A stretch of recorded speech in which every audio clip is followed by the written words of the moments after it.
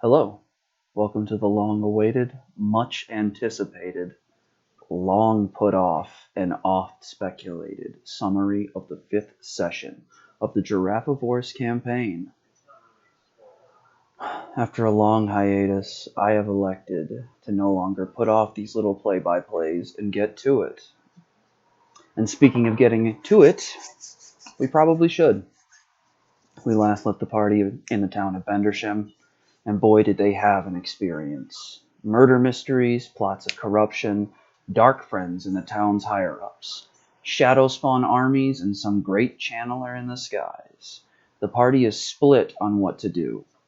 Gina wants to stay in town and try convincing Dag, the new mayor, to not continue to trade with the dark friends. You know, the slave trade. Ferritin believes that the dark friends in town have earned their troubles, and we should leave them to it. He also has personal reasons to leave.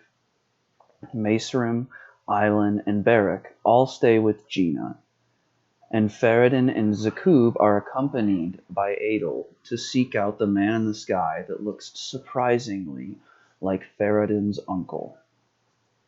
During this time, Beric attempts to examine his helmet alone in his room. To no avail. For a dwarf with royal blood and the ability to read Terangrial, he seems rusty. Ailen follows him into the room and surprises Beric, who reaches for his knife. Ailen, curious about dwarven history and culture, asks to examine it. This interaction is tense and nigh on hostile, but the group is insistent on contextual spiciness. It's probably too many quotes, but it's hard to stop. Ailen even takes off his belt. Onto the flaming Terran droidal. That bloody smartphone is mostly being used by Ferritin to, text his boo thing. It's entirely inaccessible, though, except for those illicit messages swapped between Ferritin and Kalinda. The spice in this game is getting as thick as sriracha sauce, let me tell you. Per the DM, that's me. They can't really do much but take photos, because, well, why would I give them a fully functioning smartphone? Ferritin accidentally took a selfie when he first got it, and he now believes there's a small little Aiel trapped inside the smartphone. So, kids these days. Did I mention that the dwarf and elf were caught holding hands?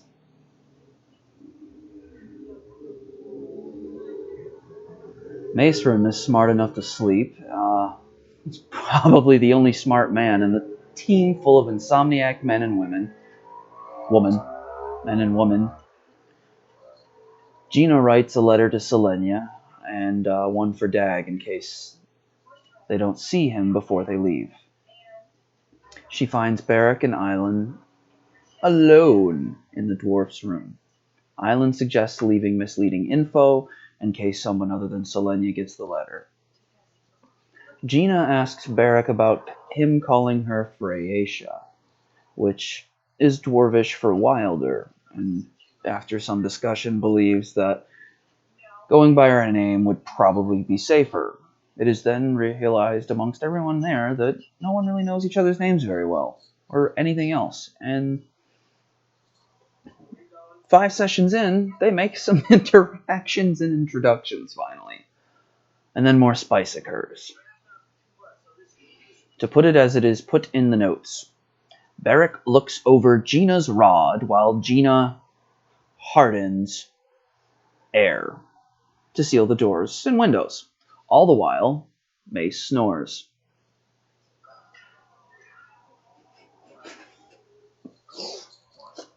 I don't know what to do with these people sometimes. Meanwhile, back with the Aiel and Manor, Ferritin goes a-trackin', being the Wheel of Time equivalent of a ranger on the prowl. He sets at a right angle direction away from the tracks and goes about looking for a camp. Uh-oh, what's this? A paw print on solid stone in the size of a bear's print, no less? Adel thinks it's a myth, but Faradin suggests a new campsite before they all get eaten by Darkhounds.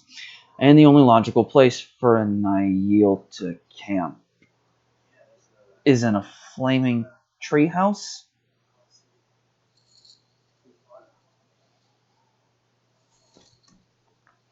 So they build a treehouse with Faradin and Zakub doing the brunt of the work. Faradin was a Boy Scout, as there are Boy Scouts and Girl Scouts in the Aiel. And as a young Aiel, he sold the most Zamai Pop bags in his sept. So good for him. Ensue cultural confusion as Adel gets hit with all those weird Aiel cultural points, and it takes some time for him to understand what Faradin means when he invites him into his hold. They swap stories, and Faradin believes Adel is wildly over-exaggerating and speculating the size of the ocean. Perhaps it's really just the size of a pond. And finally, they fall asleep swapping manly stories. Island takes watch in the town first, and Beric takes an uneasy sleep before second watch. He almost guts the elf when he wakes up. Oh, surprise. Oh, shock. The dwarf and the elf are fighting. Island... oh, yeah, they forgot to funlight Beric's axe, which has been smoldering this whole time. Gina stumbles awake, and as the party in town wakes up, grumbling about how they can't wait for Calf to hit the series, lo and behold, would you believe that the characters notice something scrawled on the walls? It's in a strange, angular script. It seems that only Macerim and Island can read it. It is Trolloc script. It seems to be some form of dark prophecy, depicting what seems to be the end of the world by comet and the deaths of thousands. This causes a huge argument amongst the party. How did it happen? What happened with Gina's weave? How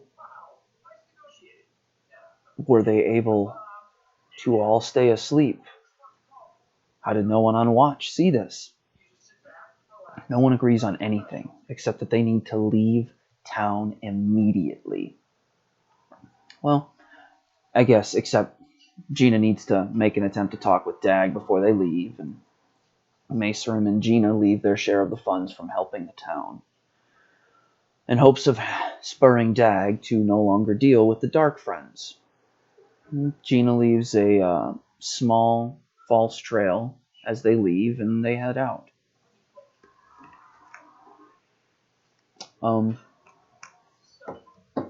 So here, Faradin is hiding and attempting to, scare the party, I guess.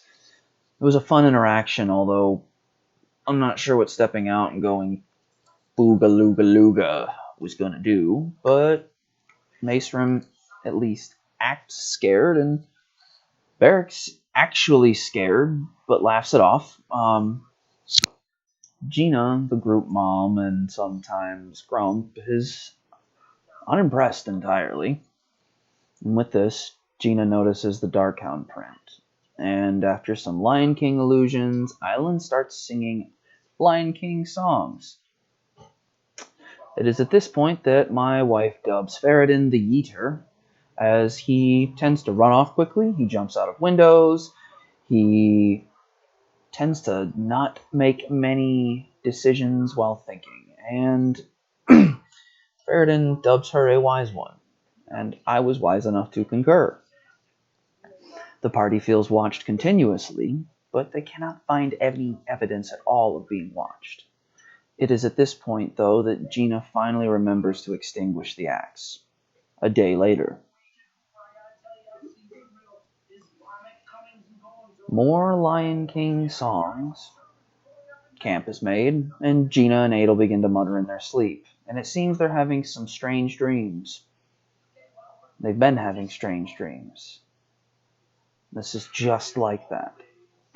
A fate appears before them in their dreams, followed by none other than Baal-Zimon. Again, he gloats about the Dark One's power.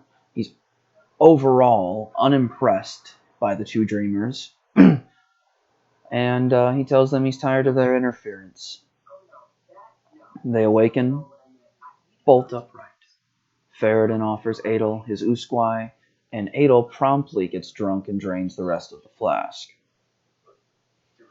Now, Aiel begins to play I Will Make a Man Out of You, while Ferrodin trains Sukub, and they begin to take off down the road, during the group arguing about which horse got married, who's riding what, whether or not the horses are eloping. They notice a party of travelers ahead. Well, party of two travelers ahead. What's behind them seem to be men on foot, except they are easily as tall as the men on horseback. One of them is also not on horseback. He is rather tall for a man, but he is still nowhere near as tall as the individuals behind them. As they get closer, they happen to see a few more details. Trollocs patiently waiting, more patient than Trollocs have ever been. The man on horseback has a gleaming, pristine white cloak, a rank of knot quite evident upon his breast. The man on foot is wearing a cadin sore. He has a few physical characteristics that differentiate him from Ferrodin. He, foremost amongst them, has a red veil. Once his veil is lowered, he is revealed to have pointed teeth. This is clearly a Samana Sai, but why is he working with white cloaks, and why are there Trollocs around? At this point, the Samana Sai begins to talk about the Dark One, about Baal-Zimon, about their plans, and how the Dark One and Baal-Zimon believe that this party can no longer interfere with them. The White Cloak then interrupts and says that he wishes this thing be done and they be on their way. Combat ensues. Chaos erupts. Turns out, Mr. Dark Friend Aiel is kind of a channeler, and they all focus on him pretty intensely. After several turns, or was it really only two? It's hard to tell when you herd 6 cats and then you let out the catnip-infused toys. But I digress. Aiel, who's been slowly accepting what he can do, senses this feeling of great menace coming from the Aiel, and we are led to believe that he is channeling a huge amount of the power, just as a Trolloc focuses his wicked blade on Gina and Aiel. Even though the Aielman seems to be taking some damage, and Ferrodin has taken a particular notice in him, believing it his personal mission to snuff out any Aiel Dark Friends, it becomes clear that this fight is going to last a while, and so we break and call it here.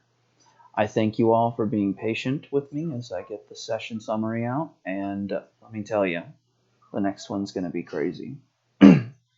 I'm your Dungeon Master, Darian. This has been Session 5 of the Giraffe of Horse campaign, and I bid you all good night. Taishar.